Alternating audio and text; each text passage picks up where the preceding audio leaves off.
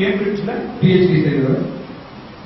இப்பொழுது university of California சாண்டியாகோவுடைய centre for brain and cognition அதோடைய இயக்குநராக இருக்கார். அங்குள்ள உளவியல் மற்றும் நரம்பு மருத்துவத்துறையில் பேராசிரியராக இருக்கார். இவரது முக்கியமான ஆராய்ச்சி பிஹேவியரல் நியூராலஜி அப்படிங்கிற சப்ஜெக்ட்ல ரொம்ப பாப்புலர் புத்தகமான ஃபேண்டம்ஸ் இன் தி பிரெயின்.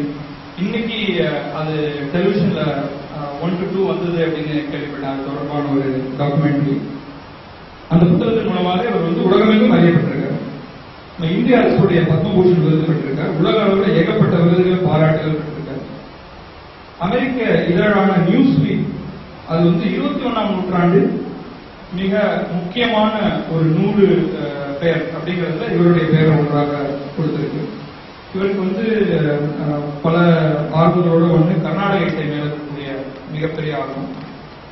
சென்ற ஆண்டு ஹிந்து இதழ ராமச்சந்திரன் செம்மங்குடி சீனிவாச ஐயரோட நிகழ்த்திய ஒரு உரையாடல் டிரான்ஸ்கிரிப்ட் மாதிரி வந்திருந்தது. அது உங்களோட சில பேருக்கு நினைவு இருக்கும். இண்டாலஜி தொடர்பாகவும் நிறைய ஆர்வம் கொண்டவர். இன்றைக்கு இவருடைய பல பேச்சுகள் உங்களுக்கு இணையத்தில் கிடைக்கிறது வீடியோவா. இன்னைக்கு இங்க நடக்க போற அந்த பேச்சும் வீடியோ எடுக்கப்பட்டு நிச்சயமாக இணையத்தில் கிடைக்கும். Topic neurology and passion for arts related தலைப்பு. நமக்கு இந்த கலை, சிற்பமோ ஓவியமோ இது மேல நமக்கு இருக்கக்கூடிய இந்த பெரிய ஆர்வம் எதனால் ஏற்படுது? இந்த ஆர்வம் நம்ம மூளை எப்படி அந்த ஒரு கலையை பார்க்கிறப்ப எப்படி ரியாக்ட் பண்ணுது, எப்படி உந்தப்படுது, இதை பார்த்து ஒரு கலைஞன் எந்த மாதிரி ஒரு கலையை படைக்கலாம் போன்ற பல விஷயங்கள் குறித்து இந்த பேச்சு இருக்கும் அப்படின்னு நினைக்கிறோம். எல்லாருக்கும் நிறைய கேள்வி கேட்கறது இந்த பேச்சு முடிஞ்சதுக்கு பிறகு கொஸ்டின் அண்ட் ஆன்சர் செஷன் இருக்கும். ஸோ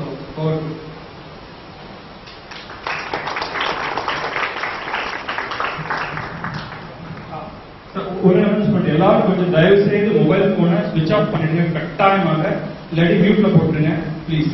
மற்றவங்க எல்லாருக்கும் justice to this talk out.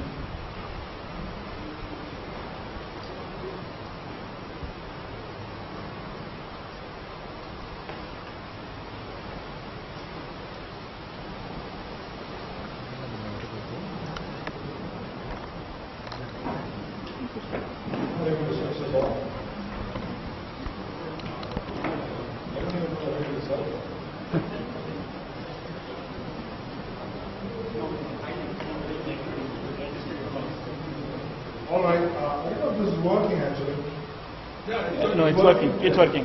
Can you increase the volume? Delighted and honored to be here at the invitation of Vilayanur, who I think is doing an amazing job restoring, reviving interest in our ancient traditions of this great country, both in Sangam, Tamil literature, Indian art, Indian archaeology, and ancient Sanskrit literature. All aspects are involved. I think we need more Swaminathan's in our society. I think this keeps going on and on.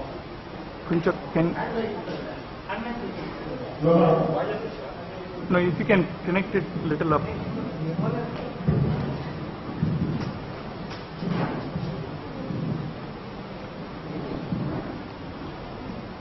Okay. This is okay? Right. Okay, let's try that. If it doesn't work, I'll just dispense with mine. So I do research on the human brain and its functions. And there are many ways of studying the brain. I'm going to tell you about it first. The first half of my... No, it's going on now. So what I'll do, mic around on my See if you can do that. People can hear me at the back. So I'll just do yeah, makes me feel like a rock star. So, no, I think I'm going to... Okay. A little bit more. Okay. So, I want you to pause for a moment and think of the problem we're faced with. Try to understand the brain. Here is a mass of jelly. Pinkish gray jelly is about 3 pounds in weight. With this mass of jelly you can hold in the palm of your hand and contemplate the vastness of interstellar space, contemplate the meaning of infinity, can ask questions about its own place in the cosmos, can ask questions about the meaning of God and our existence. And I think this is the greatest of all mysteries. How is this big jelly able to do all this? That's the task we're faced with. If you look at the brain, there are different parts. Frontal the brain, frontal lobes, temporal lobes, occipital and parietal. If you take a section from the brain, you see it's made up of what we call nerve cells and neurons. Can you go to the next slide? One more. No, go back, I'm sorry. I don't have a picture of neurons, but you take the picture, just like all your cells, all your body parts are made up of cells, the brain is made up of highly specialized cells called neurons and nerve cells. And it turns out that the average human brain has something like 100 billion nerve cells. And each cell can either be on or off, and every cell is connected to other cells in the brain at points of contact called synapses. Each synapse can be on or off, can be inhibitory or excitatory. And based on this, somebody has calculated the number of possible permutations and combinations of activity in the brain, the number of possible brain states exceeds the number of elementary particles in the known universe. So this gives you some idea of the staggering complexity one is faced with in trying to understand the brain. So how do you go about understanding it? There are many different methods. One of the methods people use these days is brain imaging. So you ask a person to wiggle his finger, find out what part of the brain lights up. I'll ask him to think about mathematics and see some other parts of the brain lights up. This is called brain imaging. Many of you already know about this. What we do is something slightly different. We do brain imaging, but in addition to that, we look at patients who have sustained an injury to a small part of the brain. So there's a lesion caused by a tumor, by a head injury, or a stroke. And lesions are often quite small, but this produces characteristic changes in behavior. It produces one major deficit, functional deficit, with other abilities being completely preserved intact. And this gives you some confidence in saying that part of the brain will be involved in mediating that function. So let me give you one example.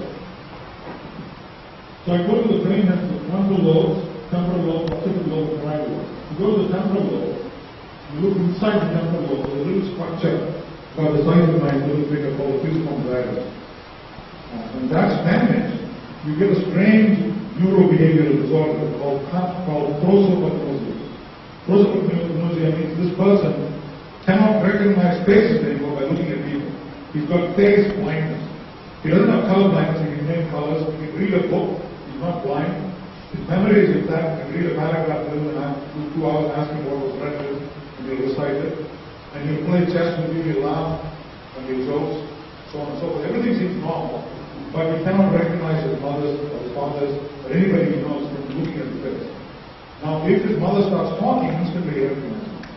So he can't recognize anybody. He can't even, in fact, he can look at his image in a mirror and he says, "Doctor, that doesn't look like me." I mean, it is me, but when I wink, it winks back. Okay, it makes the same movement, but when I move, it moves. But it's obviously my mirror reflection. But it doesn't look like me. So this area called the fusiform gyrus, we call the face region of the brain. Face specialized for processing information about faces. Now that is a well-known disorder that's studied extensively. But there's another disorder which is even more bizarre. And in fact, so rare that most neurologists will not have it. And this is called a Capgras syndrome, Capgras delusion, discovered by French neurologists. And here what he found was some patients who had a stroke or had a head injury would come to the doctor and say, talk to the doctor, speak fluently, and his judgment is intact, his memory is intact, everything seems fine. He can read a book, he'll laugh at his jokes, everything seems fine. He's articulate, he's fluent in conversation, everything is fine except he looks at the mother and says, "Doctor, this woman looks exactly like my mother, but she's an imposter. She's not my mother. She's some strange woman pretending to be my mother." Now, why would this happen? It's called a Capgras syndrome. It's been known for over a century. People just describe it saying, "Here's another case of Capgras," presented in the medical students. But it was regarded mainly as a curiosity. And nobody tried to explain what's going on in the brain. Why would this patient be completely normal in every other respect, but claim that his mother is an imposter? Seems absolutely bizarre. So the standard explanation for this is a Freudian explanation. You find all the older psychiatric explanations. The explanation is that this young man suddenly says mother's an imposter. Like all young men, when he was a baby, same argument applies to women, but I'll just tell you about men. When he was a little baby, a little infant, he has a strong sexual attraction to his mother. This is called the Oedipus complex of Freud. And this is rubbish, I'm not saying believe it.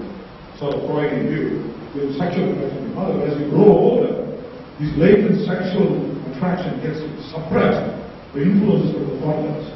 So thank God, otherwise you're always sexually turned on by looking at your mother.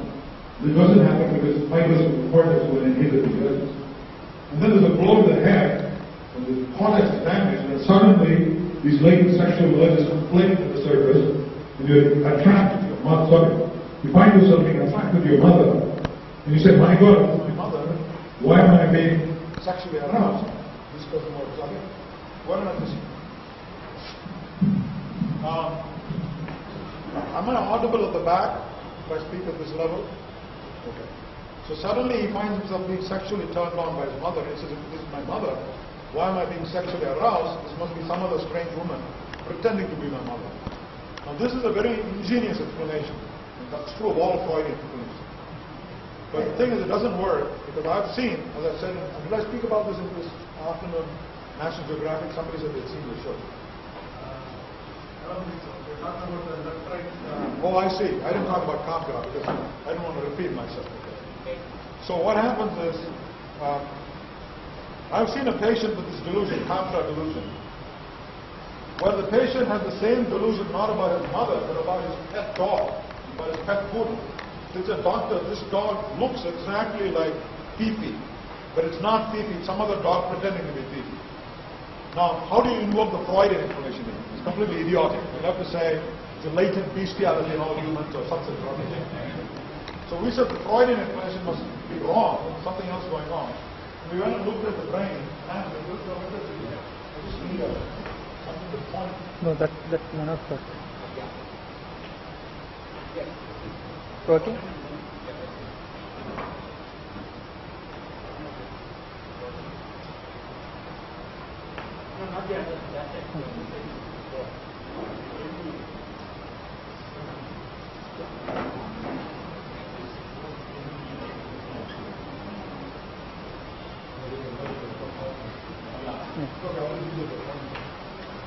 Sorry, people at the back. But we came up with a completely different explanation of what's going on with the patient. Why would he look at his mother and say she's an imposter? But it turns out all the visual signals from your eyeball go to the visual centers in the brain, back of the brain, called the visual cortex.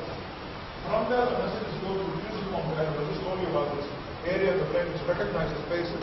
It also recognizes other objects like chairs, tables, familiar faces, unfamiliar faces. Everything is recognized in that part of the brain. So that's why the act of recognition occurs, being able to tell one face apart from another face. But from that area of the brain, messages about faces or about lines or fibers or chairs or umbrellas then get sent to the front area here, which is called the amygdala. And that area is involved in gauging the significance of what you're looking at. Is it utterly insignificant, like a piece of driftwood or a rock or something like that? Or some person who has no relevance to my life, like a mailman or somebody standing there on the street I can't recognize? Or it is somebody very important to me, like my mother or my father or my dean or somebody like that, or somebody who I don't even know. Okay? So the amygdala gauges the significance and alerts you and kicks in to allow you to prepare for action, appropriate action. If this is an enemy, get ready to fight or flee. If it's a mate, get ready to pursue. If it's food, get ready to eat. Okay? So the amygdala prepares you for action. The messages then go down the brainstem, cascading down your spinal cord. Yes? Mic is from there.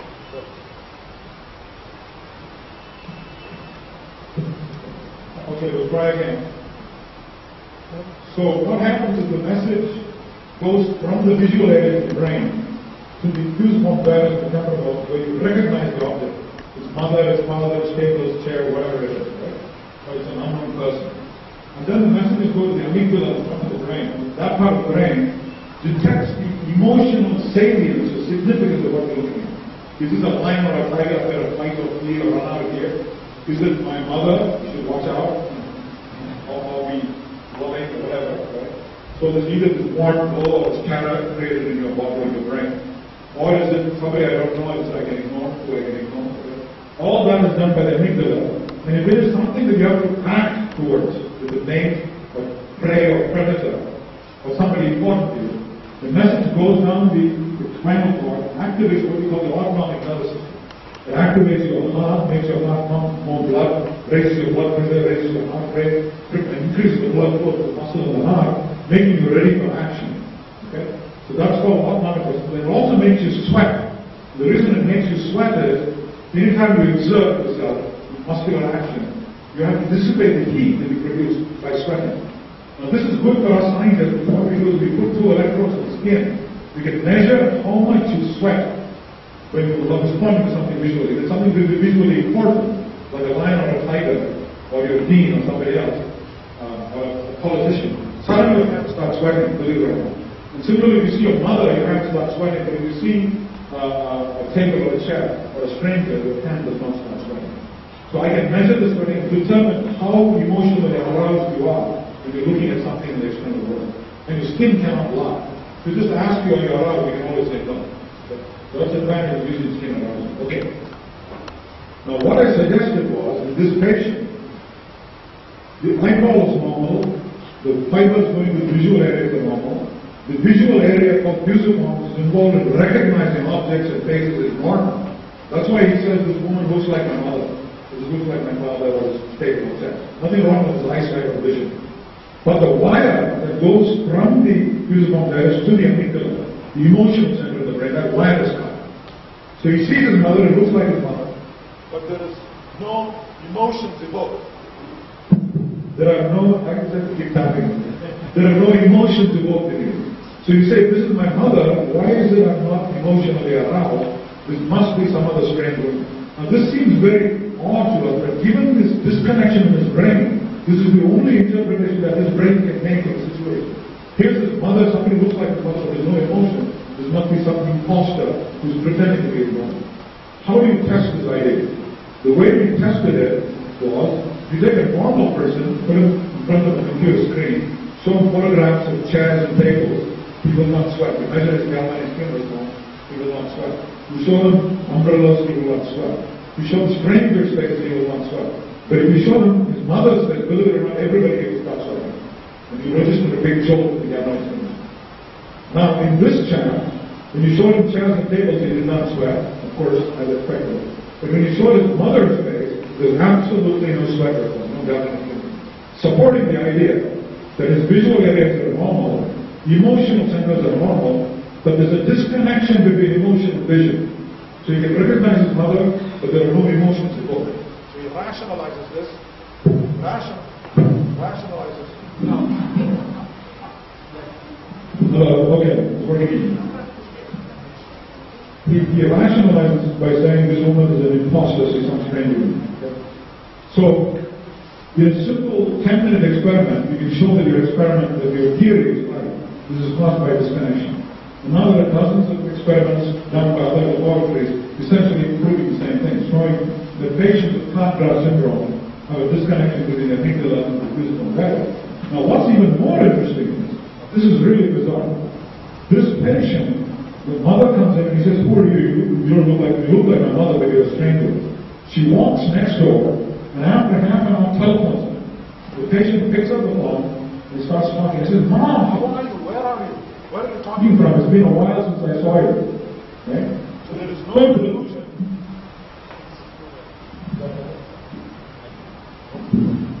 Okay, so there's no delusion when he speaks to his mother on the phone. He says, Mother, how are you doing? Where are you? When she walks into the room an hour later, he says, who are you? You look just like my mother, but you're an imposter. Now, how the hell do you explain that? No wonder people thought they were crazy. Right? The answer is there's a separate fiber, separate pathway, going from the hearing center of the brain, the auditory fiber, down to the same emotional amygdala. So that pathway is not being cut by the accident. So when he listens to the mother's voice, all the emotions come cascading to his brain, and he says, that's my mother. But if he shows up later after an hour, comes into the room, he sees it visually, there's no emotions devoted to the amygdala, so he's forced to say she's an imposter. Now, why is all this interesting? It's an example of the sort of thing we do to illustrate what we do in our center at the University of California. You take a patient with a completely bizarre, incomprehensible neurological symptom.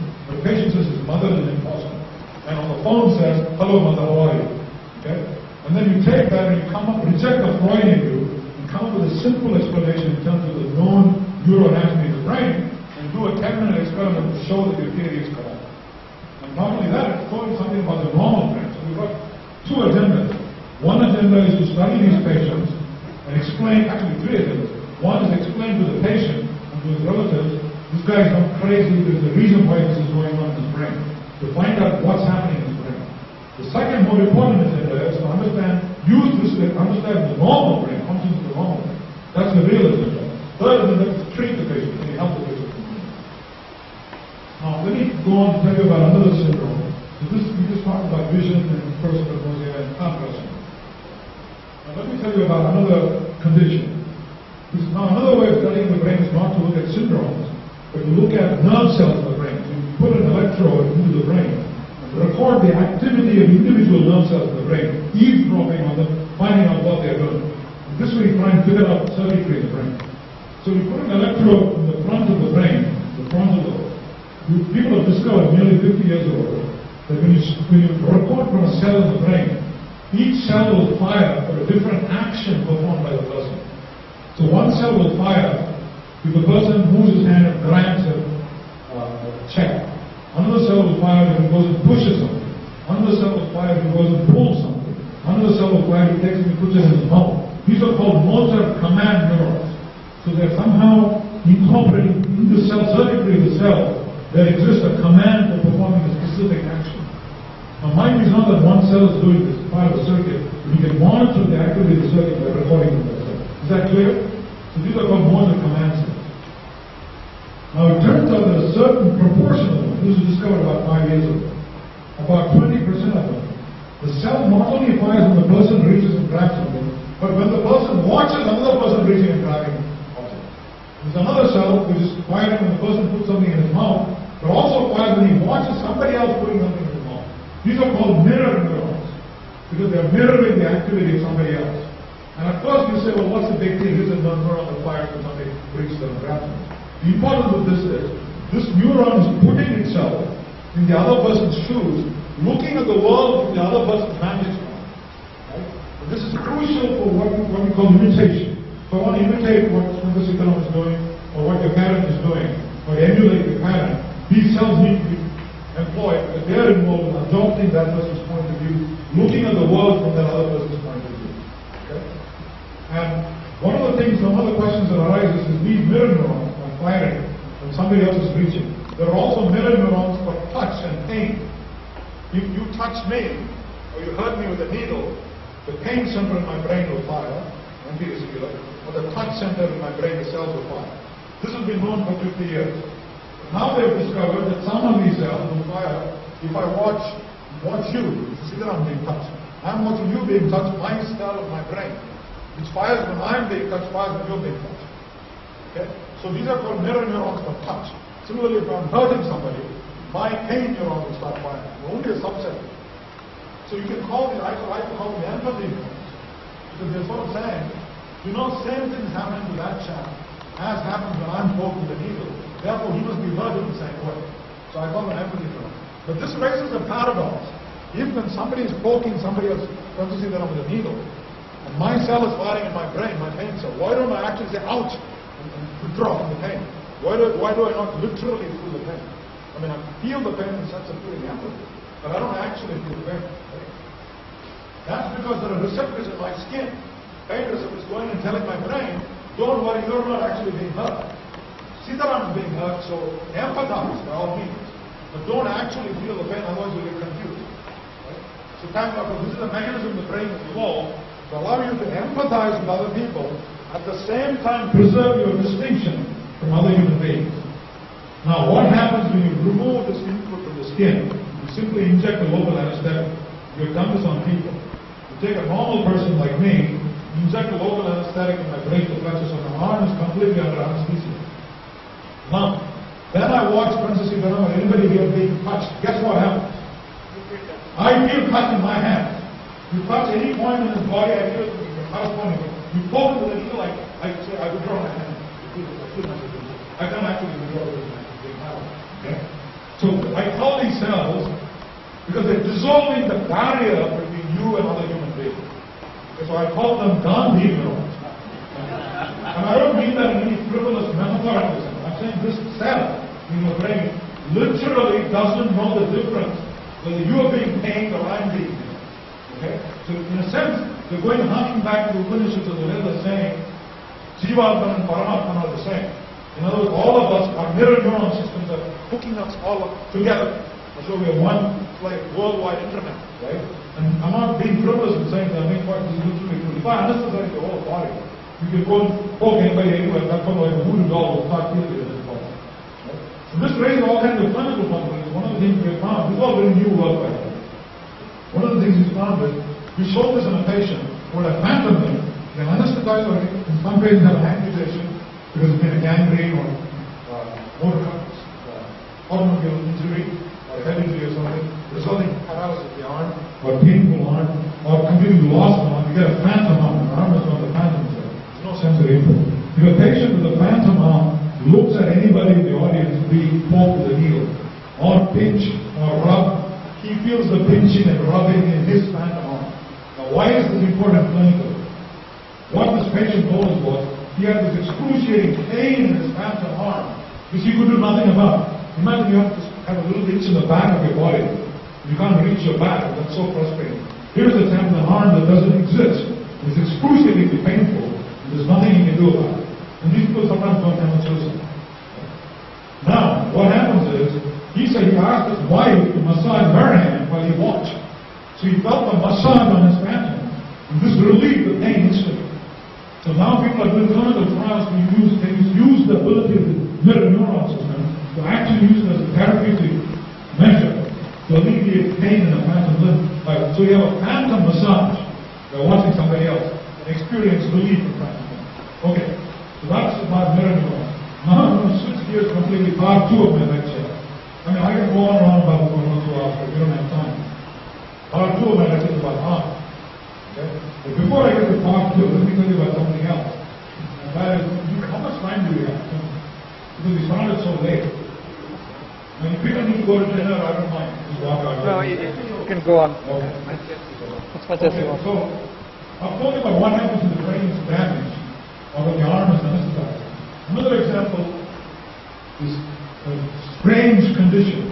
So this is what we do basically. Look at people with very odd conditions, whether medical condition or neurological condition, or people with some change in the brain, genetic change in the brain. And then most of them we treat it as curiosity for the rest of the medical establishment. We go and rescue these from oblivion, bring it from the clinic to the laboratory, and say, can you study this patient on a systematic basis, discover something about the functions of the normal brain. I'm going to give you 2 examples. Another example I'm going to give you. This is not in clinical neurology, but it's just observed in normal people. The phenomenon is observed in a certain proportion of otherwise normal people. It was discovered by, again the next slide. Okay, let's back from the next slide. I don't have it, it doesn't matter. Go back to the first slide. That's fine. A man named Francis Galton was the first cousin of Charles Darwin in the 19th century. He noticed that a certain proportion of people in the normal population, he said something like 1 in a few hundred, had a following peculiarity in their brain.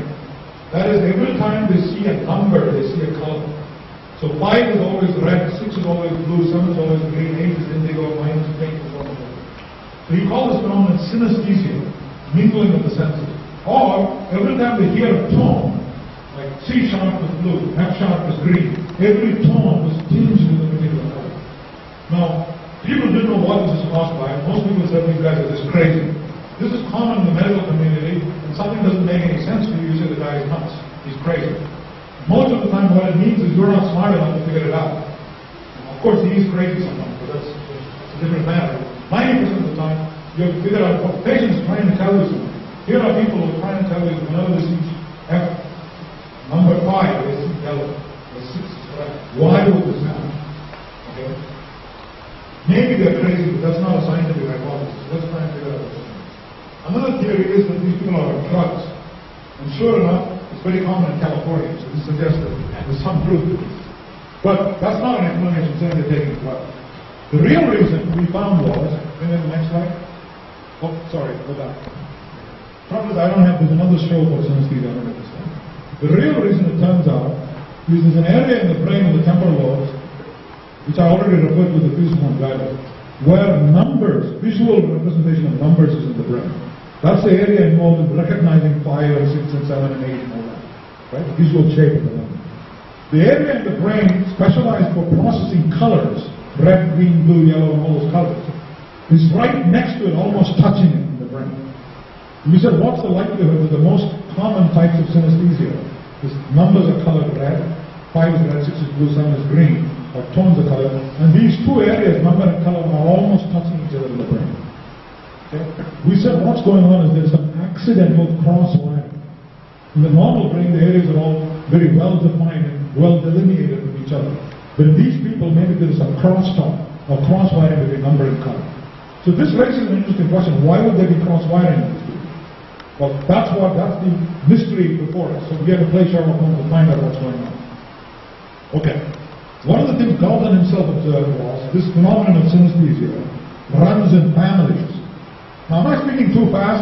Sometimes I do that. You can always ask me to slow down, and I'm happy to do that.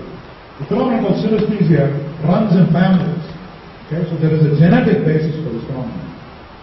The second thing is it's 8 times more common among artists, poets, and novelists than in the general population. It's another puzzle. So there's 3 pieces of the puzzle. Why would some people experience this? Why does it run in families? Why is it 8 times more common in poets, artists, and novelists? Nobody was able to link these things together. But I think the clue comes from the fact that these 2 areas are right next to each other in the brain. And the fact that there may be some cross-wiring in the brain. Why would there be cross-wiring? Well, it turns out if you look at normal human brain development in the infant or in the fetus, every neuron is connected to every other neuron. It's an enormous diffuse network. I mean, that's an overstatement, but it's almost true. Okay? And then what happens is there are genes which come in and prove the excess connections to create the modular architecture of the brain. So that you have a face area, hand area, face area, color area, number area, all this modular architecture is created by pruning the excess connections in the brain. Now the genes that cause this pruning have mutated, become abnormal in this patient. And therefore, the connections between the number and color area, between adjacent areas, are not pruned away, and the guy sees numbers as colored. Every time a number area is activated, he sees a color instead of just seeing a number. Okay? Now, what happens is sometimes, this is getting a bit technical, but sometimes the gene is expressed selectively in the fusiform gyrus, then you get this peculiar number color synesthesia. And that explains why it runs in families, because there's a gene in there. But what if the same gene is expressed throughout the brain, so that many different regions of the brain are linked together?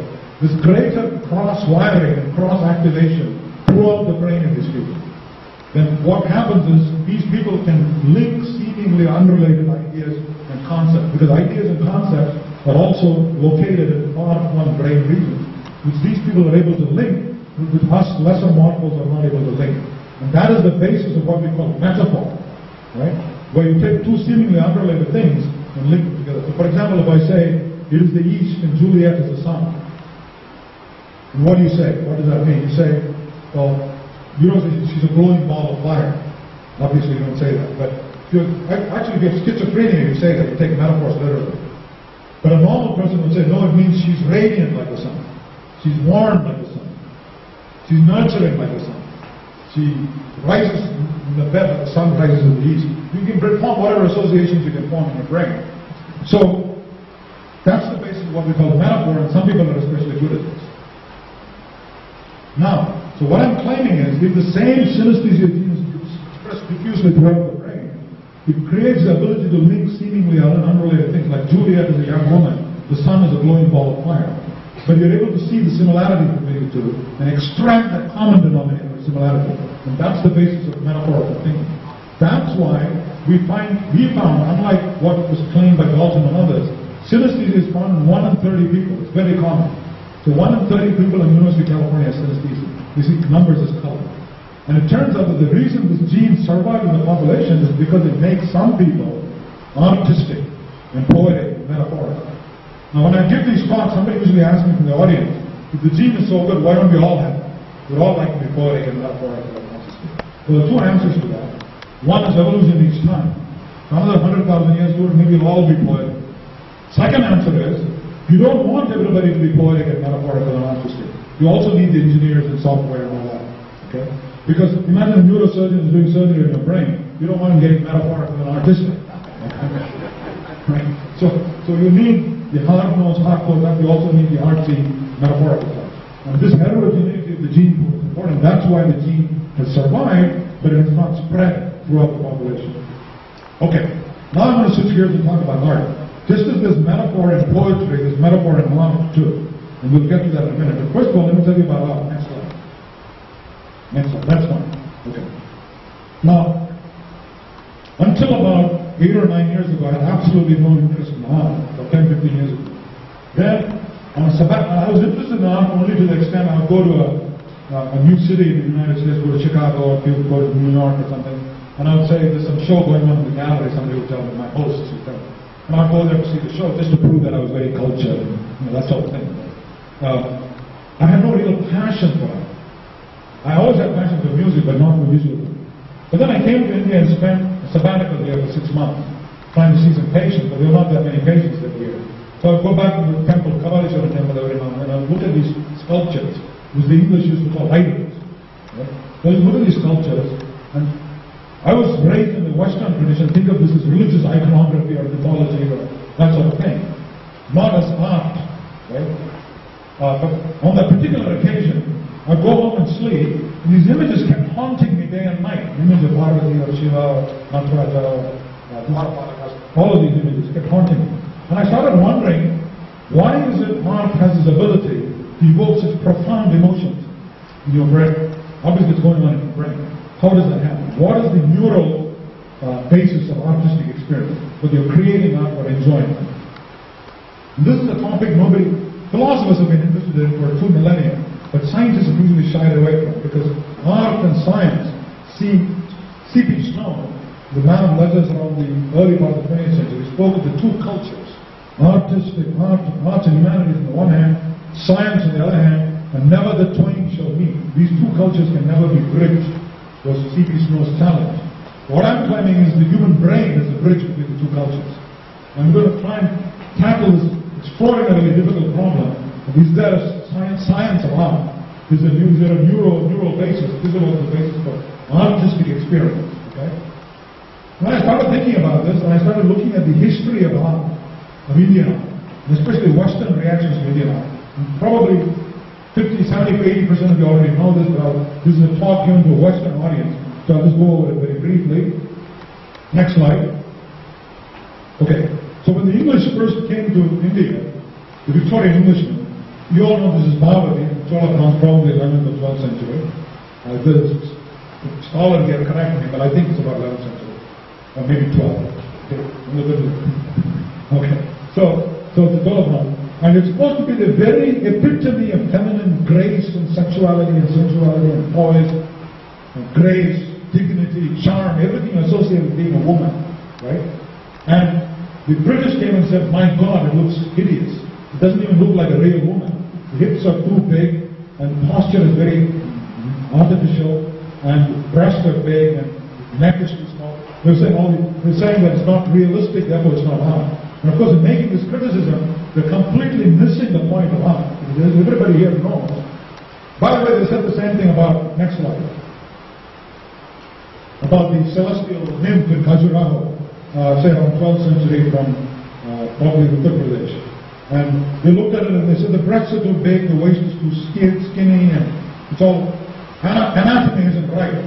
So this can't be, this is not high art. It's merely crafts or whatever. Now in making this criticism, and they said the same thing about Mughal miniatures and Pakistani miniatures, there's no perspective, ignoring the fact that the purpose of the miniature was to evoke certain emotions or moods, what we call rasa, the human brain. It's not to depict something in a realistic fashion. So the mistake they were making is to assume that the goal of art is to create a realistic replica of what's out there. That's not the goal of art, as all of you know. I can take a $5 camera, aim at a Spencer Cedar and take a photo, you won't give me 5 rupees for it. Nothing personal. Anybody here, okay? So a photograph is super realistic, but nobody's going to think of it as art. So art involves the very opposite.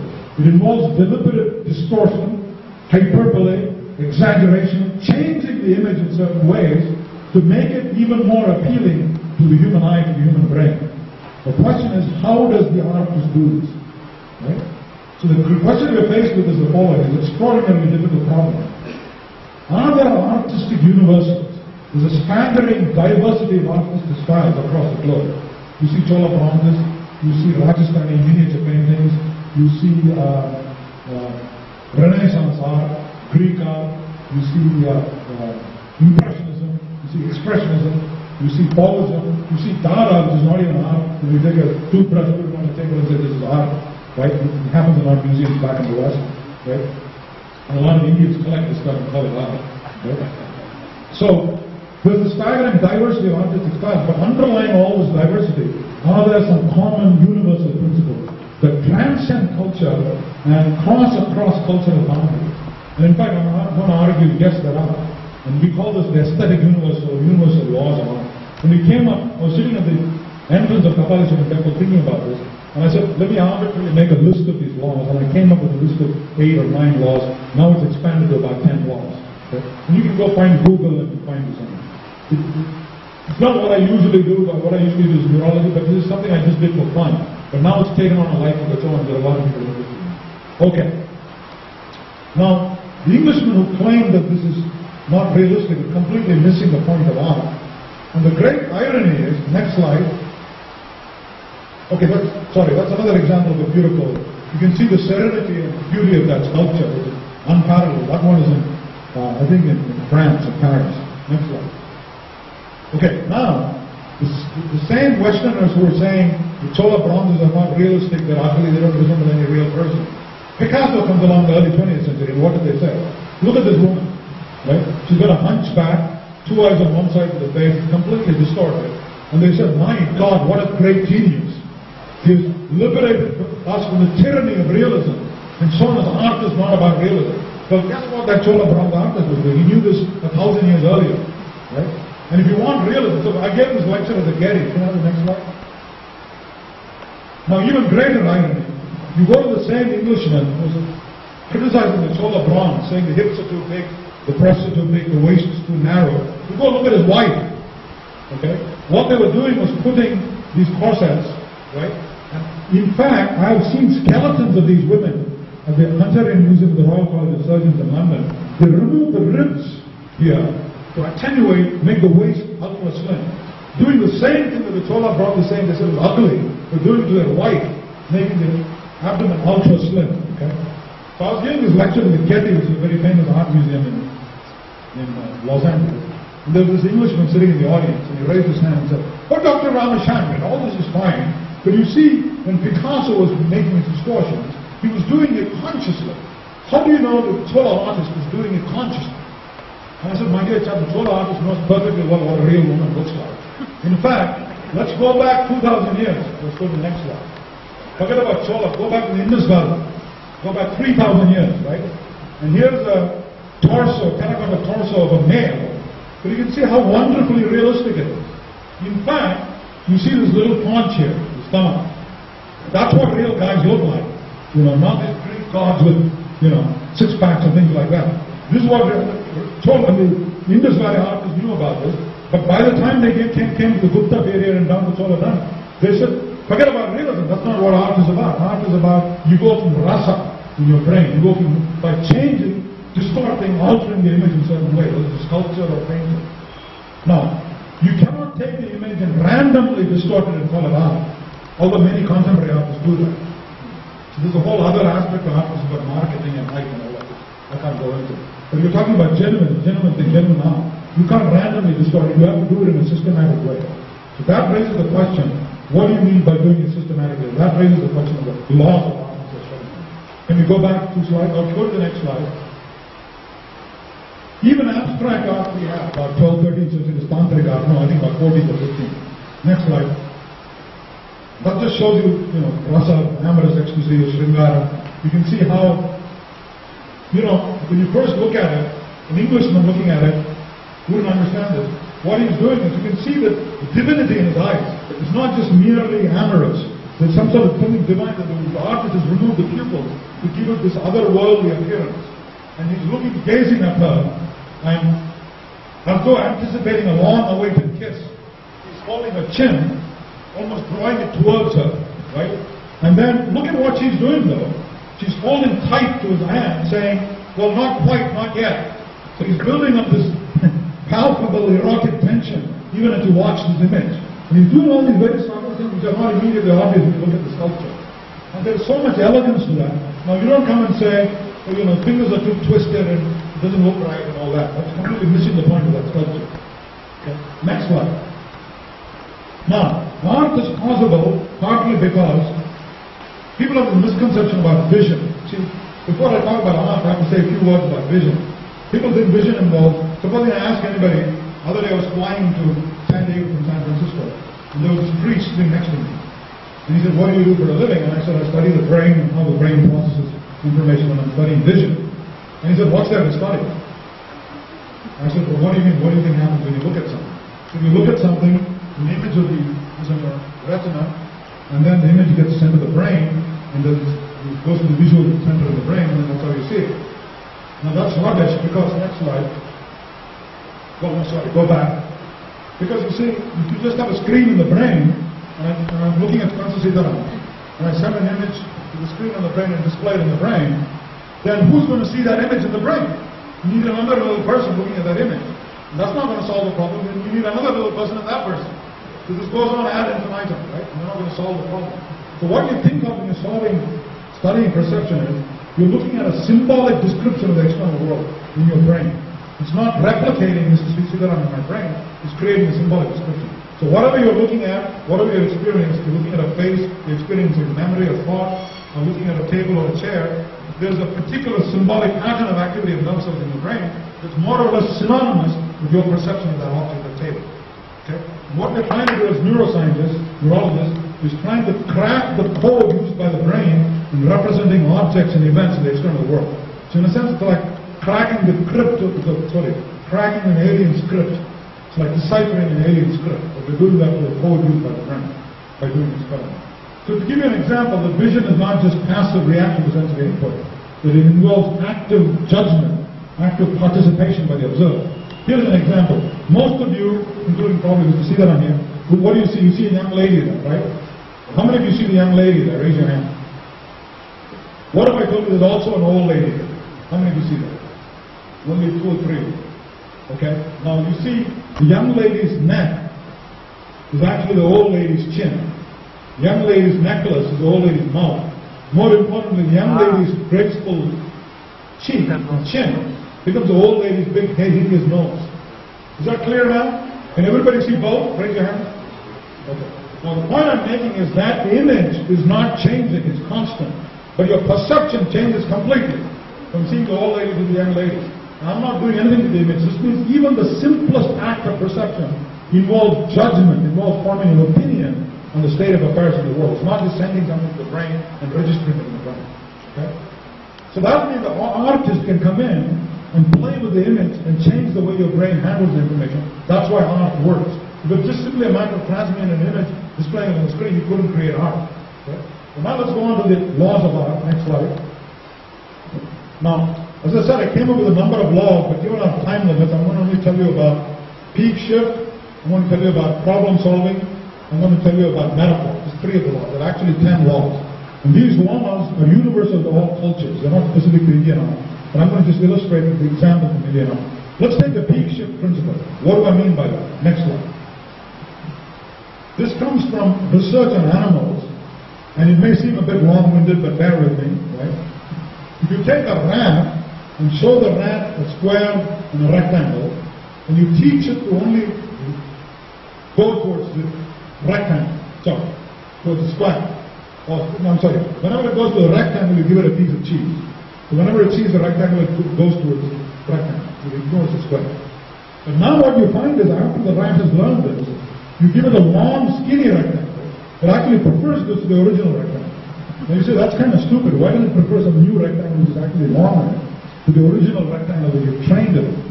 The answer is it's not stupid, because what it's doing is it's not learning to respond to a rectangle, that particular rectangle.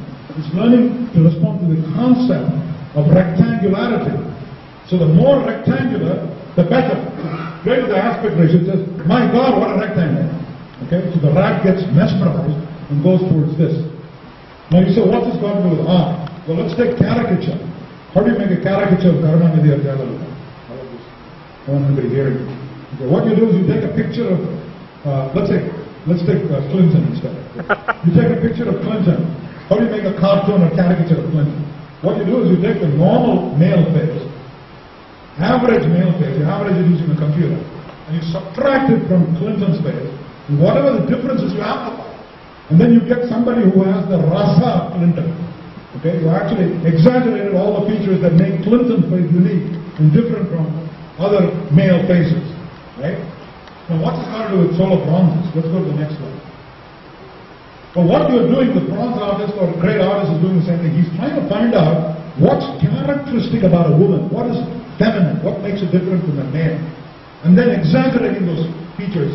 In fact, there's hyperbole, more exaggerated than any normal woman could do. So there are certain postures, this is not a good example, but certain postures that a woman can adopt effortlessly that I cannot even if I try.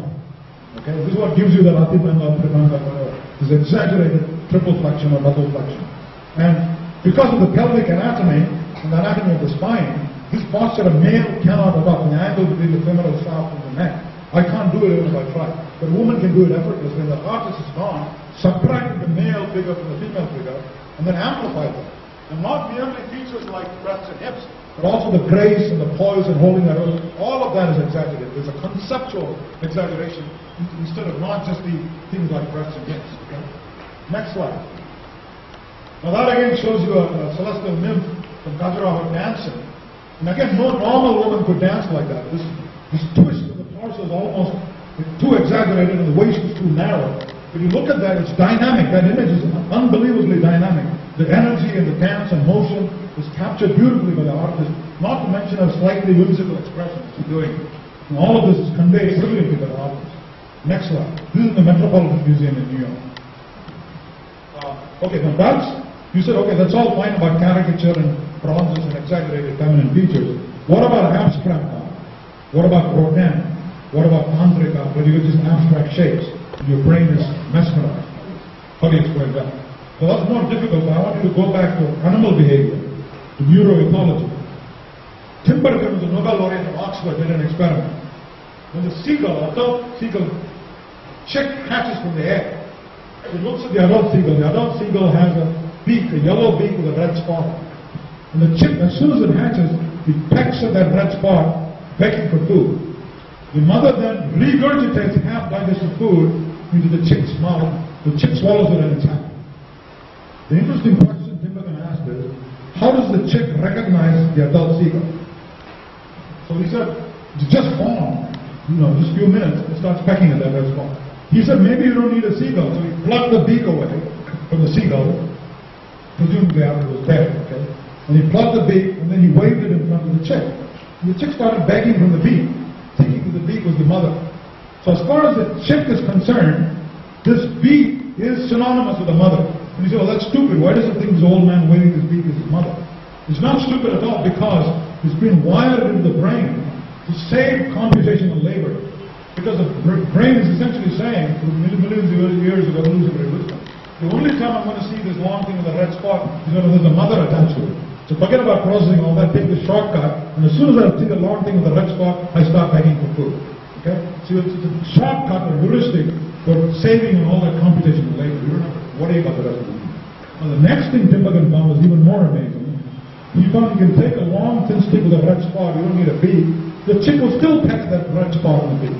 That means that the cells in the brain have certain tolerance. You don't have to exactly look like a beak, it's just a long stick with a red spot as a mouth. Finally, Timbergen went to the chick and just showed her a long stick with 3 red stripes. This doesn't look like a beak or a seagull or anything like that.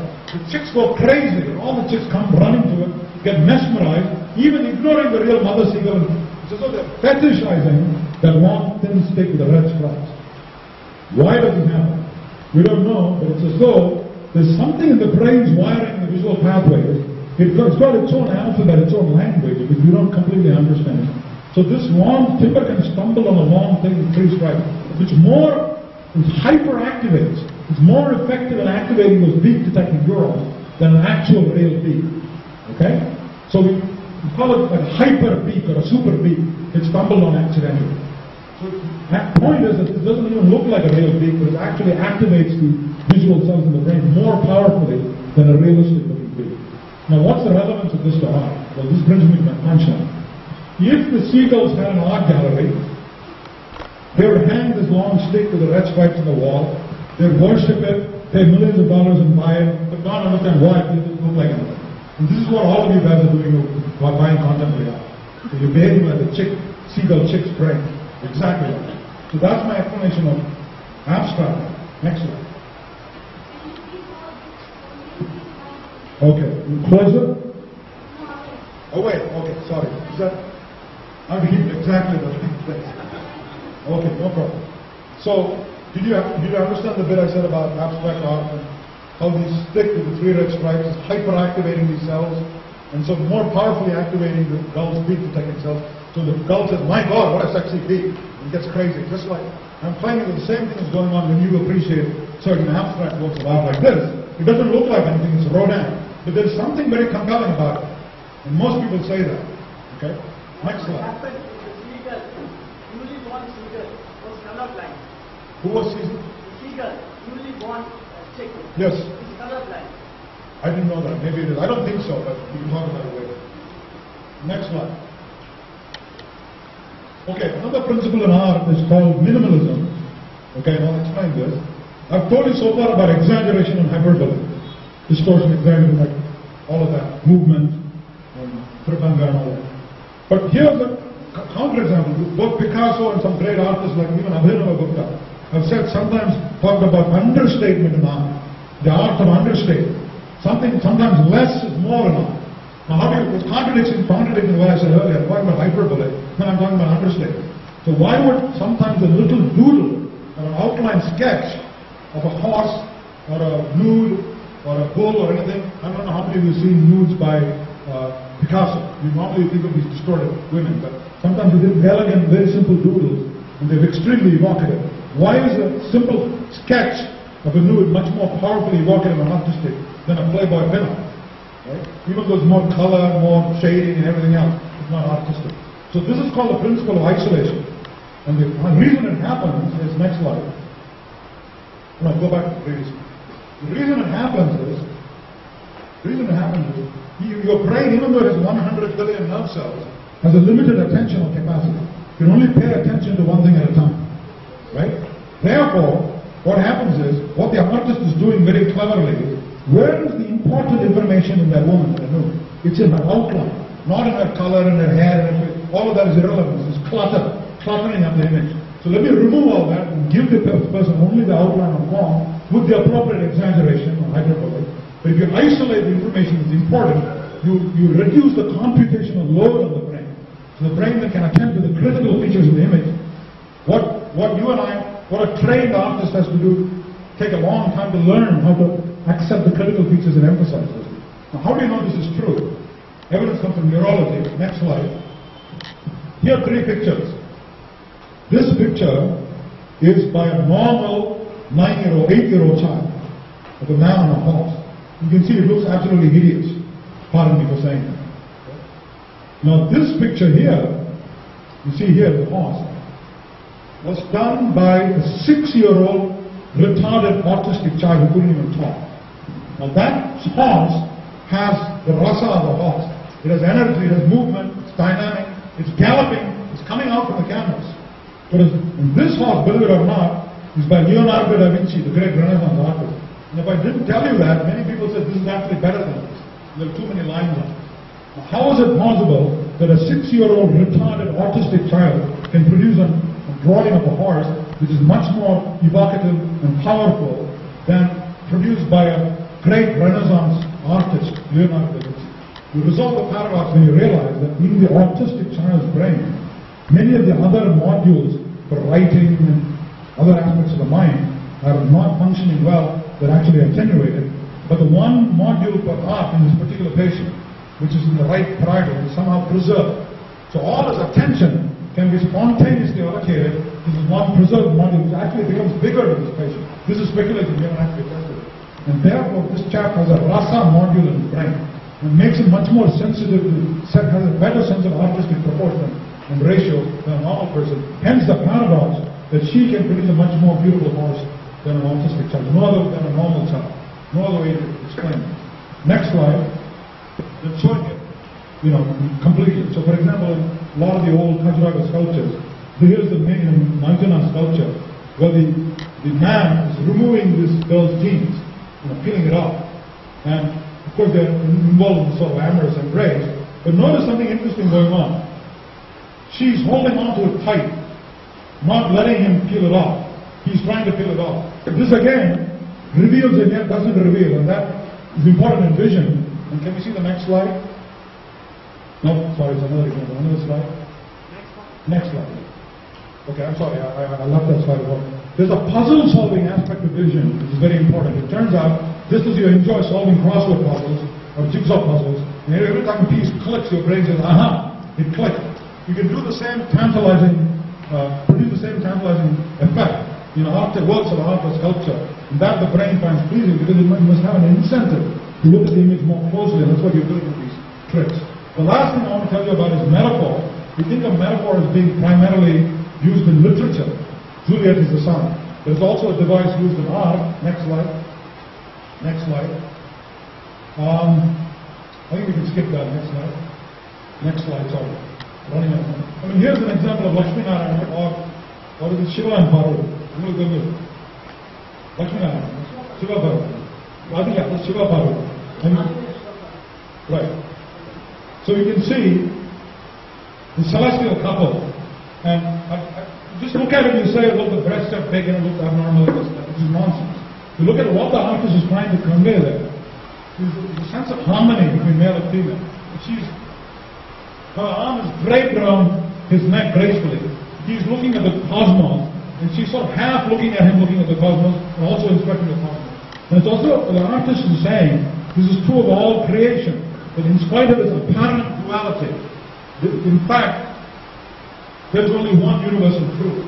So it's metaphorically conveying all the polarities and differences in existence between male and female, evil and good, light and shadow, truth and falsehood, and all of that are really aspects of one supreme reality. So all of this, I don't know if I'm making it up or if it's really there, but it's what's being conveyed by the artist. Next slide, I don't think I need to show you, but I'll show you anyway, is the Shiva Nataraja. And again, just not to pick on the English, when the Englishmen first came and looked at this, they said, my God, that's a hideous looking thing. It's a multi-armed monstrosity. Sir George Birdwood, an eminent Indian art historian, said it's a hideous monstrosity because how can a human being have 4 arms and 4 legs? Right? So he said that, 4 arms and 2 legs. He said that, missing the point again that much of it is metaphor and symbolism. And if I had been there, I would ask him, what about angels? Angels are human babies sprouting wings. And this is much more abnormal. I can tell you as a medical person, you sometimes see human beings with multiple arms in freaks, in paranormal. But a human being with wings is an absurdity, biological absurdity, you never see that. So, this same guy who said wonderful things about angels, but he said this is a hideous multi-armed monster. But I'm not going to go into the details of symbolism of Nataraja, because all of you know. The fact that there's a cyclical nature of the cosmos is symbolized by the aureole, the punctuated nature of the pulse speed of animate matter, and all of that. You can read Ananda Kumara Swami or Zimmer or one of those people. I'll conclude with that because we're running out of time. So what I'm saying is, all these ancient philosophical riddles, that what is art, what is body image, what is pain, what happens in your brain when you fall in love, all of that, can now be addressed by scientists studying the brain. And that's what makes the Press so exciting for all of us. Thank you.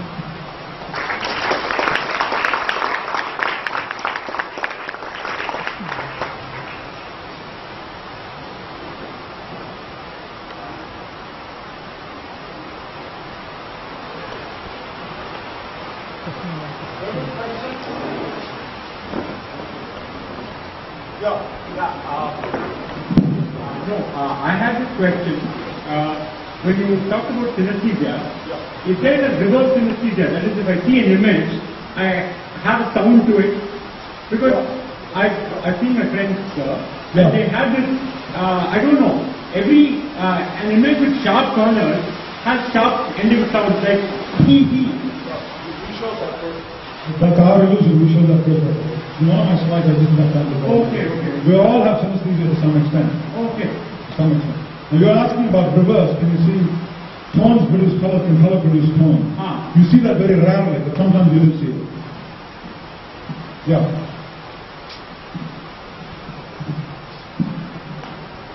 actually in traditional culture, we are called as mantras, and it's a description of the description for Jagana.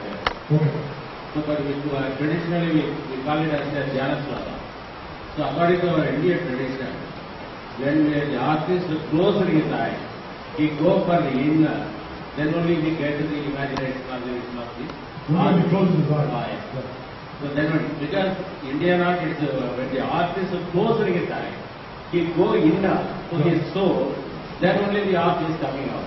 That makes a lot of sense, because you don't want to be imprisoned by the external image. You want to capture the essential aspects and do this dhyana, what you're doing inside your own mind and your own brain. You become artistic and creative and render it in sculpture. That I agree. I also want to say, by the way, just because we explained this in terms of neurons and what's going on in the brain, it doesn't diminish the sanctity of the dhyana. Obviously not. I mean, Surya Nataraja doesn't need any justification in terms of brain activity. Okay. But I'm just saying we can make some hesitant steps towards understanding what's going on. But you saw what you're saying is absolutely true. What is the dhyana and the yoga, meditation, everything? What is this actually connection between all? Yeah. So that, you're going so far ahead of all this. It's very important to understand all those things, how it's going on in the brain, to the limit that we possibly can. And I don't know if we'll ever take it to the ultimate understanding of what art really is, but we can do our best and go approach, at least approach.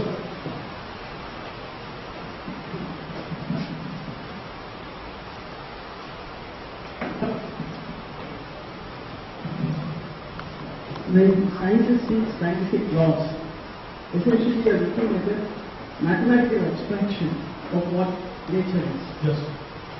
But in that case, that's also driven by a sense of inner drive, creativity, is also required for that. That's but right. there is no exaggeration involved in that. There's no Exaggeration. exaggeration. Yeah.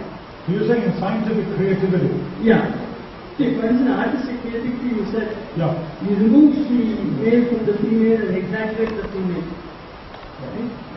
But on the other hand, the isolation principle I was talking about, that does exist in science. If you remove all the superfluous stuff, you concentrate on the critical variables that are important to the task. So some of the laws may transcend art and science.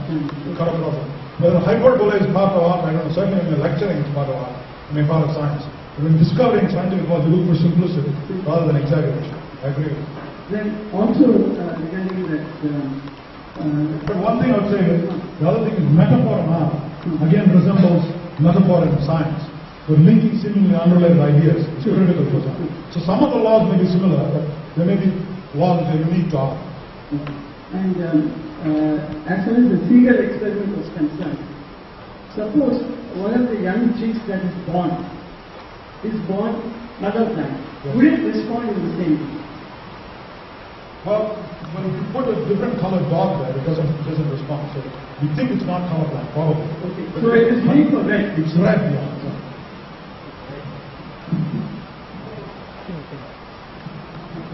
When you are talking about the intellectual civilization to the Gupta and the Chola, it's almost when you are talking about English reaction. the intellectual civilization to the Gupta and the Chola, from showing whatever that is physically present to something that is sexually rating. Yes. Just an example, during the Neolithic, the so-called mother goddess or the Venus god. Venus, right. That actually there has been a lot of exaggeration of the Of a different kind of exaggeration. So is it sort of a linear development or it has been already involuntarily developing and character it has been executed? Well, I think this primordial templates for these forms are already existing in early ancestral brains. But they found their full expression in probably maybe starting 5,000 Is years. it something similar to the Indian collective unconscious or something like Well, I don't know collective unconscious, but certainly culture. You see, until about 50 to 70,000 years ago, culture did not exist in humans. The big leap forward, it's often called the Great Leap Forward, happened about 70,000 years ago. And suddenly there emerged stone tools and sophisticated shelters, tools made with multiple components, expressive language, a lot of things like that, art, paintings, attempts to reproduce sculptures, all of this appeared about 7,500,000 years. And people have wondered what suddenly happened. One of my theories is the mirror neuron system suddenly became more sophisticated. So something was accidentally discovered somewhere, spreads very rapidly in the population. Before that, there was no imitation. Before imitation, there would be no civilization or culture. So, for example, a polar bear takes maybe 500,000 years to evolve a coat by natural selection. Whereas a human, the mirror neuron, can look at the father or mother skinning a polar bear and learn it in one step by imitation. So you skip 100,000 years of evolution in one step by using mirror neurons. So the reason what I'm saying is that the basic templates of the further sophistication of art may have been a modern phenomenon. Modern in the sense of 200 years or 2,000 years. Probably not earlier. It also seems that if there is a biological condition, which is possible, that under certain selection pressure, can chimps start cave drawing? I can follow this. Under certain selection pressure, Under certain selection pressure. yeah, can chimps start cave drawing?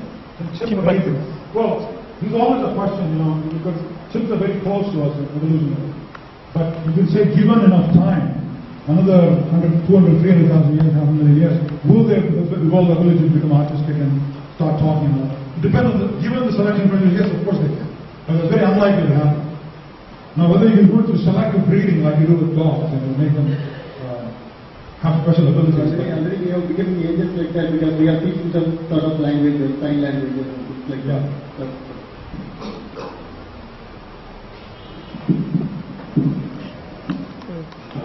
Good evening. I really enjoyed your lecture. I'm a medical man.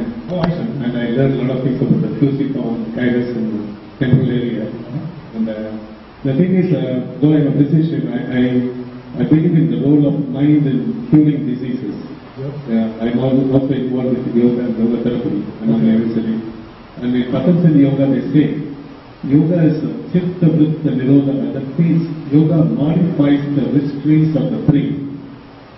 So the higher voltage EEG is not going to take it. So it has a restriction.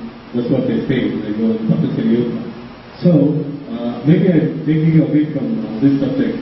I would like to be enlightened about the concept of mind in chemical basis. I used to ask my Professor K. Jagannath and Professor of Neurology. Yes, my teacher. And I used to talk to him about what is mind, how can we explain mind in a scientific form. And he used to say acetylcholine, acetylcholine, all these mechanisms.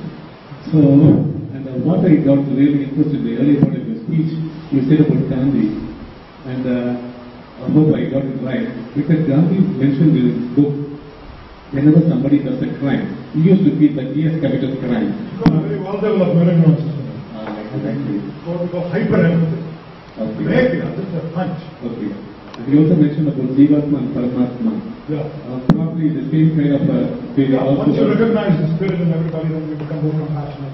That's mainstay of all Eastern philosophical traditions. Okay. What I'm saying is that's not mumbo jumbo, there's a real neural basis. Exactly, I believe that's true. But regarding the other question about yoga, Yeah. I'm sure it's doing something in your brain. So many people swear by it. Yeah. But people haven't studied it on a systematic basis. That's right. And unfortunately, there's a taboo. Even within the United States, yoga is even more popular than here. Yeah. 1 out of 4 people practices yoga. Mm-hmm. But you go to Western medical specialists, they'll say, well, let them have some fun, let them do it, and it makes them feel good, but there's no real scientific basis. So this is two parallel universes. Universe of rigorous Western medicine and science, and the parallel universe of Eastern esoteric traditions. And there's no bridge between the two. And what people need to do is start bridging them by doing systematic study. Trouble is, people who practice Eastern traditions will say, I don't need to do any experiments, I know it works. The people who practice Western tradition said, well, unless they do an experiment, so I'm not going to pay any attention to it, it's a waste of time. Yeah, actually, so this creates a rift between the two ways of thinking. That's right, that's right. Actually, in yoga, they talk about mind as an impression formed due to several vibrations in your consciousness. Yeah, but all of this needs to be proved. Yeah, personally, for example, if I'm feeling sad about something, looking at some of those stool images, or listening to some music, Carnatic music, so somebody or somebody old school, then I find it does something in my brain, and I feel like suddenly I'm one with God and I don't have to worry about anything. So I'm sure it's doing something extraordinary in your brain, especially great art. And that's the thing about great art. And one of the things I've not gone into is this thing called kitsch art. You know what kitsch is? Kitsch art, Pataki art. Kids art has a lot of the same principles. You know, grouping and isolation and all that. But it doesn't convey that. Yeah, it's like saying, looking at a Nayak period Nataraja and a Chola period Nataraja. It tries to imitate the style and the florid aspects of the art without going into the rasa, so it doesn't capture the spiritual. So, but the question is, if you understand, you have me to specify, what is it exactly about this Nataraja and that Nataraja? Chola Nataraja does this, whereas Vilayanur Ramachandran Nayak does not do this to you. If you ask me to specify that in terms of my walls, I can't do that. We can do experiments, we can show Chola brother, we can show Nayak brothers and do a brain subtraction and see what's left. Okay, but people haven't done that. So it's certainly true art is different from mannerist or kitsch, that type of art. And what that critical difference is the key to understanding art. When you understand that, you understood what art is. Could you, the last question, could you place the location of what's called mind, whether it is located in the brain or in yoga they say it is located in each every cell? Well, I mean, if you ask a brain scientist, he'll say brain activities linked to mind. You can damage your brain into the unconscious. To damage your liver, you'll find. So clearly there's a relationship between brain activity and mind, but exactly what the nature of that link is, nobody understands. And one of the things I just showed you was there's a sense in which your brain is linked to other people. And we've done a lot of experiments showing powerful interaction between brain and body, which is what yoga says too. So there's a sense in which you're right, in which your brain is linked to other people's brains powerfully. Not just metaphorically, but in some literal sense. But whether, what's your question again? I'm losing the thread. The thing is, Oh no, you're asking, where is mind located? Because when I did the lecture, Yeah. they fixed me asking me where is the mind located. Yeah, it's a difficult question. It may also be it may turn out to be the wrong question or a pseudo question. It's like asking, what is north of the North Pole? Okay? Now the question is meaningless. So once you understand what the brain is and how it works, you may no longer ask where is the brain located. Just like supposing you say, you got radio and television, supposing I say, where is, what's a good example of a current TV show? Which is on right now. Popular show, I'm not here. I'm sorry? Oh, okay, thank you. What I'm saying is you can take a solar and say, where is it located? Is it on the phosphor on the television set? Is it in the air? Is it in the wire? Is it in the television studio? So the question of where is the mind may be equally relevant. It may turn out to be, I'm not saying it is. Similarly, pre-DNA, before DNA was discovered, people used to say, what is life? Where is life located? In the whole body.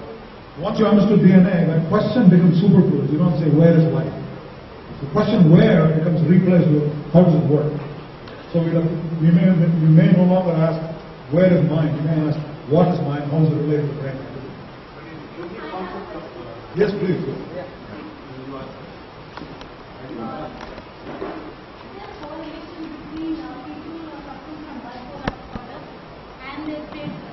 Yeah, the question is that the people of bipolar disorder, manic depressive illness, they're more creative. There is evidence that there's no strong link between creativity and that, just like with synesthesia. It's not clear. We know so little about synesthesia. See, the right hemisphere has a way of challenging the status quo, challenging the existing world model or world view. The left hemisphere, on the other hand, tries to patch up and tries to be conformist. So in manic depressive, there's a healthy alternation, actually unhealthy, but one of the byproducts of this alternation is to simultaneously take the unorthodox view and the orthodox view, and you jumble these two together, you get creativity coming in. One theory of why they're better at this. Is that clear? I'm going too fast, but... Yeah. You explain that mirror thing where if you get anesthesia and see someone else's hand being cut, you actually feel the pain. Yeah. So does that mean if your hand's being operated and you turn around and look at your hand, you're going to feel the pain? It would mean that. It would mean that. But for some reason, knowing that it's attached to you and it's already anesthetized, somehow it seems to interfere with it. So you actually feel it more vividly when you watch somebody else and when somebody pokes your anesthetized hand.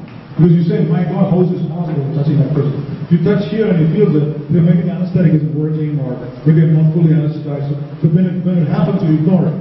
Whereas when I poke somebody else and you feel it, you tend to be surprised by it and you tell the doctor, my God, you're poking me, why am I feeling it?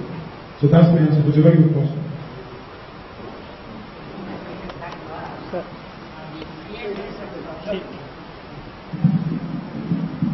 The creators of cave paintings Yes. Perhaps those creations can be explained by law of isolation. But does it mean that the evolution of brain in the period of, let us say, over 10,000 years is what was responsible for the more expressive art which came much later? Yeah, that's a good question. Some of the principles of art I'm talking about, like the principle of isolation, where you remove all the redundant information present as the outline, you do see it in ancient cave art, whether in Warsaw, in Europe, or I don't know about Timbuktu, maybe in India, but it's certainly in ancient Europe, in India also. Warmly also. But also in the cave art, you find the isolation of the outline. So you see a bison, you also see this exaggeration, hyperbole. You see deep shift, we call it, where the hump is much bigger, the head is much smaller, so it looks even more like a bison than a real bison. Okay? So that's certainly true. Now, this raises an interesting question, not what art does to your brain, okay? That's what I'm trying to explain, why it's so powerful and evocative. But also, why do people create art?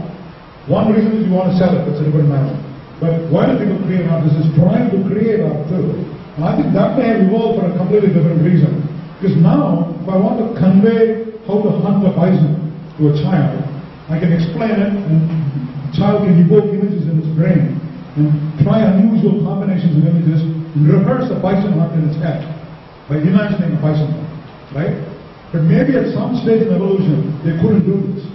Because what happens, people have now shown in brain imaging studies, when I imagine a hand, or a hand holding an axe, the same areas of the brain light up as we can actually see it. To some extent, not completely. If you completely see, then you start hallucinating.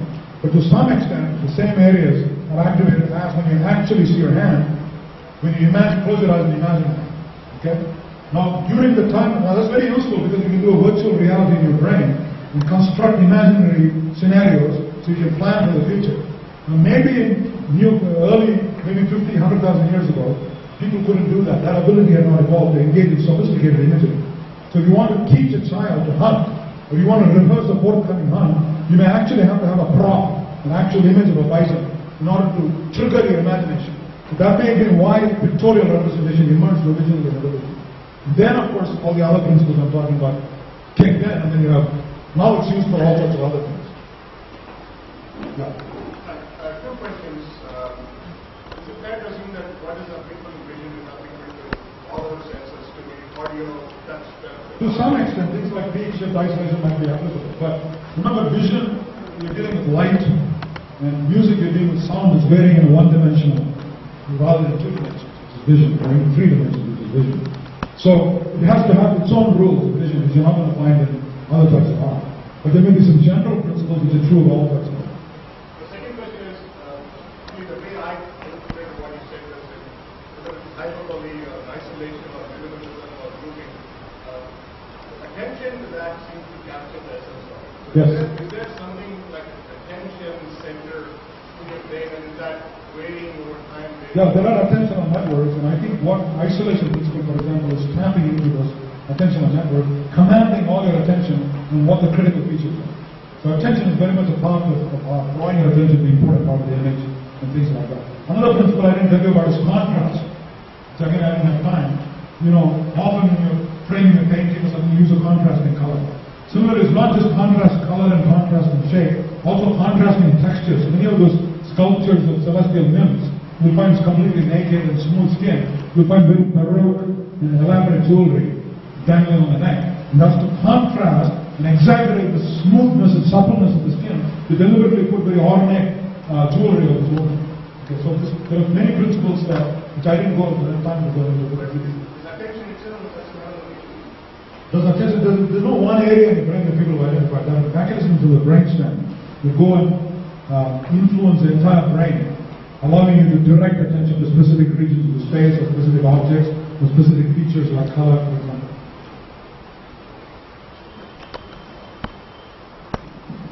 Sir, science and the arts is said to be apart, but as Einstein said, imagination is more essential than even the knowledge. And so is the case for arts also, according to me. The analytical and the logical knowledge is required to reproduce any anything what a man or a woman thinks of. So science is one which depicts what is right, and arts is one which depicts what one wishes aesthetically. That too, aesthetics also is not uniform for the mankind in a geographical condition when it is isolated. When it is communicated, then it becomes to a congruent point. My question is, in medical field they say in brain there is one part is art and another part is for science. A person who has more childish component becomes an artist. A person who is more having parental component is said to be scientist. But how does the neuro and the brain reacts for so many things which a man sees, whether as a science or as an art? What is the right differentiation between arts and science? Even this yoga, they say it is a divine.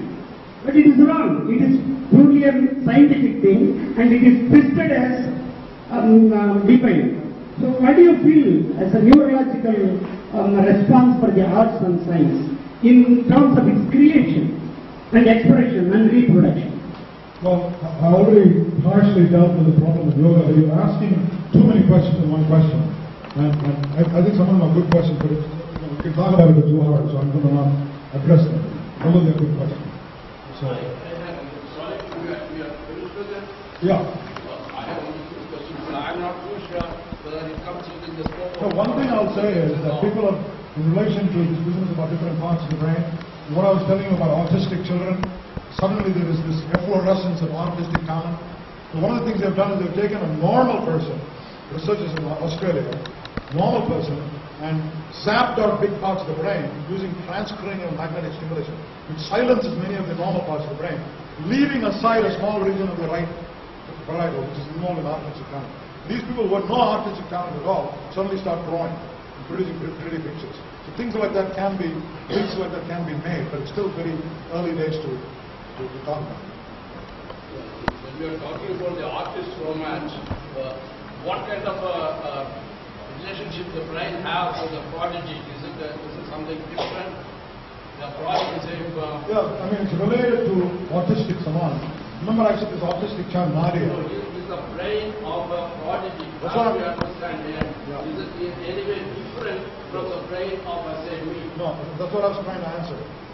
The autistic child, whose brain is deficient in many ways, still has extraordinary talent because one area is isolated, and all the attention is allocated to that. In prodigies who are not autistic, something similar is going on. There are certain brain circuits and brain areas which may be exaggerated or hypertrophy, which makes them better at certain tasks. But since we know so little about how the brain works, exactly how it happens, we don't know. But my hunch is there are brain regions that are functioning hyper-optimally, more optimally than normal. And that's what gives them this great talent. Is it this prodigy is being defined by the genes into which the prodigy is born, or what is the relationship between coming to that? Yeah, well, genes brain function, which is predominant? Well, you're asking questions about... Or the brain? There's one question about prodigies, one question about nature and nurture in general. Nature and nature in general, both are important, both environment is important, genes are important. Synesthesia, for example, is completely, genetically specified. A lot of experiments I did not talk about today with mirrors and phantoms shows how malleable connections are. So it's the interaction between nature and nurture that produces the adult brain, okay? Now, in case of prodigies, what happens is there's still a debate. We know they have exaggerated abilities in one narrow domain. Is it because they're constantly practicing one thing that they're good at, or are they genetically superior to that? That problem is still not being resolved. Consensus is they're actually better, genetically better at that, in addition to being able to practice. I agree with that, because I understood it, that's probably one question. But again, I go back to the question of which one is predominant. Is the brain is conditioned or brain is made within the genes with which you are born? They're both important. It's like saying, see, it's a highly nonlinear interaction between nature and innate ability and external conditioning. It's a bit like saying water is wet, right? But hydrogen is not wet. It's a gas. And oxygen is a gas. Does the wetness of the water come from the hydrogen molecule or oxygen molecule? Which is more important to the wetness? That's analogous to your question.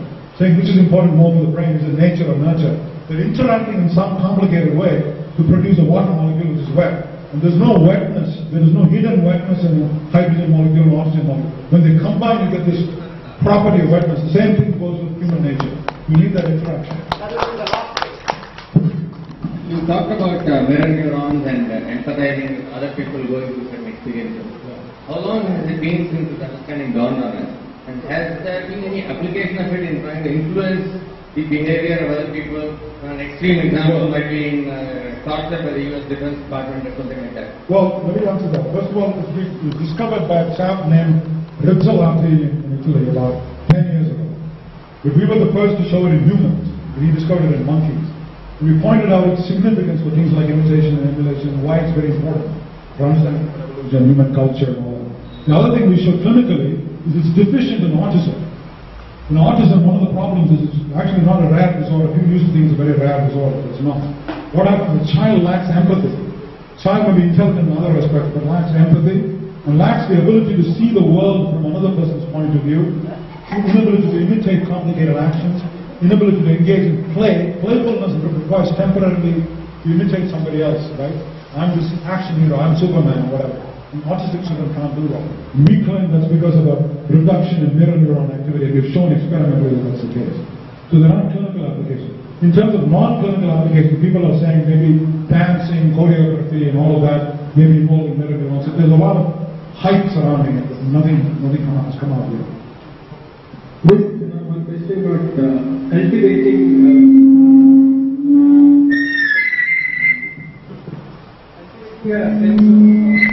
feeling for art. Like you said, Ariyakudi, for instance, because you knew about Ariyakudi, you could appreciate it. But suppose it's Western music, suppose we don't know about it, you can't appreciate it. Yeah, so what is the issue? Is it, there is some cultivation aspect of understanding. Yeah. Okay, his question, but let me forget about Ariyakudi for a minute. Let's talk about Joel Brown. If it's really true that there's a primordial template and it's doing something powerful in your brain, why did that Englishman look at it and say, my God, it's ugly? That's to put your question in very simple terms. Why doesn't everybody like to talk about it? The answer is, the brain is not one big entity which is responding at one stage. There are so many layers kicking in. At an early primal level, even the Englishman's brain is saying, my God, what a beautiful sculpture. But there's so many other layers kicking in. What will my mother say if I say that's beautiful? It's a naked lady. All this Victorian prudery, all that, all these layers of belief, all these encrustations have to be removed before you get to the. Once you get it, that's it. You say, my God, I can't see anything more beautiful than this bronze. Some training, perhaps. Training. But the training is not to appreciate the bronze. The training is to remove the layers which are outside, which are contaminated. To remove the contamination, not to teach you to appreciate a bronze. Yeah. Sorry, what? Images reacting to images, which part of our brain? Which part? Images that have illusion. Have illusion? Yeah. So all these parts of the brain, so the question is which parts of your brain are involved in illusion? All of these parts I was telling you about, there are about 30 areas in the human brain for vision, not one area. One for color, one for movement, one for shape, one for depth. And you can create illusions in each of these domains. You would have seen these in bookstores and stuff like that, where they create movement illusions or color illusions. So you can create illusions, you can even have conceptual illusions. Then you start calling them delusions. Yeah. So, Whether it increase the number of Brazil neurons in people, or is it fixed? Are there anything like Hitler neurons?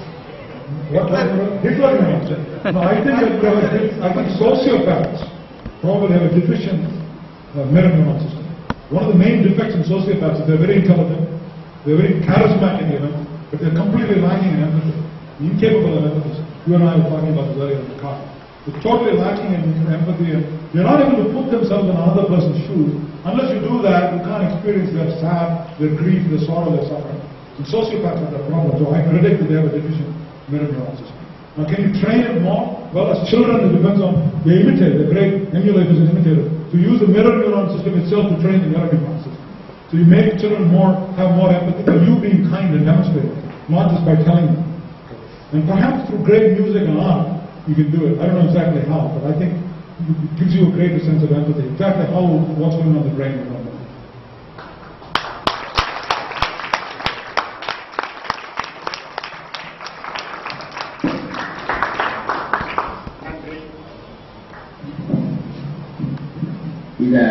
குடிக்கிறதுக்கு ஒரு excuse ஒன்று இருக்கு.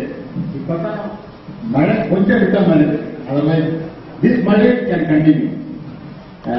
மழை திறந்த மாதிரி totally different world. இது நம்ம சாதாரணமாக அவரோட கான்டெம்ஸ் இந்த பிரெயினை படிச்சதுனால அது கொஞ்சம் கனெக்ட் பண்ணி இந்த மாதிரி கூட ஒருத்தர் திங்க் பண்ணலாங்கிறது ரொம்ப ஒரு அபூர்வமான ஒரு இது. தேங்க்யூ. எல்லாத்தையும் ரொம்ப முக்கியமானது ஒரு ஸ்பீக்கர் ஆடியன்ஸ் முன்னாடி வந்ததுங்கிறது ரொம்ப ரேர். இவர் ஒருத்தருக்கு நாங்கள் 4 பேர் தான் இருந்தோம். இன்னொன்று சார் மழை போல இருக்கு, நிறைய பேர் வரமாட்டாங்க அப்படின்னு சொன்னேன். பரவாயில்ல, இருக்கவங்களோட நம்ம கொஞ்சம் உரையாடலாம், இன்டராக்ஷன் பண்ணலாம். அப்புறம் தெரிஞ்சு டெல்லியிலே வந்ததுக்கு அப்புறம் ஒரு மீட்டிங் வச்சுக்கலாம். I think there are not many such kind of people. That's all I think.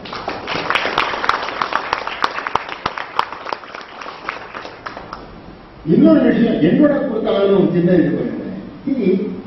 நம்மளுடைய ஆர்ட்னு சொல்லும்போது முதல்ல ஆர்ட்ங்கிறது ஒரு வெஸ்டர்ன் கான்செப்ட். அதாவது டிராயிங், பெயிண்டிங், ஸ்கல்ப்சர் ஆர்ட்ங்கிற வார்த்தைக்கு அதான் யூஸ் பண்ணிக்கிட்டு இருக்கோம். ரெண்டாவது அதை சொல்லும் போது நம்ம நம்மளுடைய ஸ்கல்ப்சர் நம்மளுடைய இதெல்லாம் தான் காமிக்க முடியாது. All our sculptures and all our paintings are what I would call as spiritual art for want of a better word. It is not art at all. It is done in a totally different way. It is conceived spiritually and brought up. அது ஒரு point, ஒரே point திரும்பி பண்ணுறது question answer இல்லை. All our art pieces இன்னைக்கு சொல்லக்கூடியது Gupta art, the second cave of Ajanta, Mahabalipuram. There is no examination at all. No exaggeration. Second thing is, none of them was made as art. What we perceive is art. நான் என்னுடைய lecture எல்லாத்துலேயுமே சொல்லுவேன். முதல்ல மகாபலிபுரத்தை நான் ஒரு concept என்னோட கண்ணோட்டத்தில் காமிக்கும் போது, keep in mind the people who made, they made it for spiritual focus and not as a piece of art. And we look for only art in it, and we may be looking at from the wrong side of the telescope. This is the only thing that we have before us, because there is very little of secular art in our country available to us for a discussion along with comparing with the Western art and all. But the story is totally different. I don't want to get into further discussion on this. But it was a wonderful evening, and I will take the liberty and announce that next time when he comes, he will go for a specific topic and debate.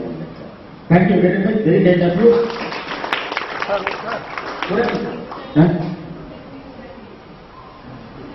He comes every year here. He comes every year. He stays at least for 3 to 4 weeks. Usually December season, we will definitely organize, and even for at least once every time when he comes, we will ask specifically on a particular topic, so that, for example, the phantoms in the brain, எல்லாரும் படிச்சுட்டு வந்தாங்கன்னா அதுல நிறைய கேள்வி கேட்கலாம். அந்த மாதிரி கூட வச்சுக்கலாம். It's very kind of 1 minute. On behalf of all the people here, we present this memento to Dr. Bala. One thing I did not probably mention, he is a great converser of Chola philosophy and very knowledge. That is our good. Okay.